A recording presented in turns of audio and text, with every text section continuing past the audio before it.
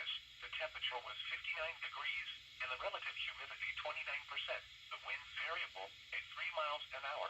The barometric pressure was 30.34 inches and steady. And now the conditions for selected locations across Ohio. At the Don Scott, the Ohio...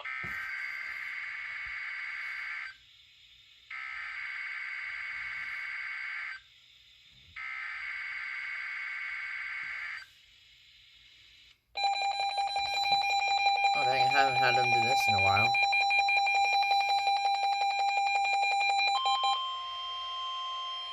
This is the National Weather Service Office in Wilmington, Ohio. The preceding signal was a test of the weather radio station KIG, 86 Columbus, Ohio, public warning system. During potentially dangerous weather situations, specially built receivers can be automatically activated by the signal to warn of the impending hazard.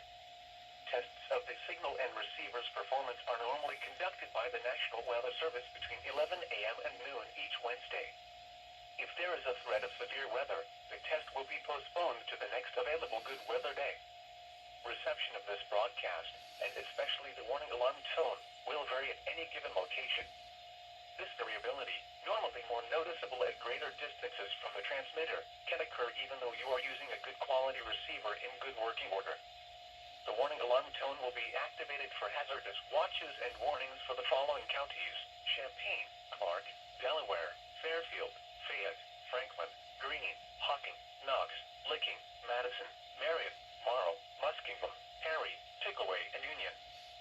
This concludes the weekly test of weather radio station KIG, 86 Columbus, Ohio.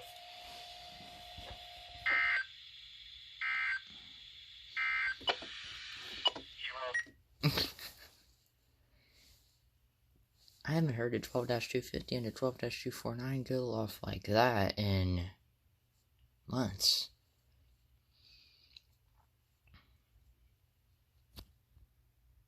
Yay.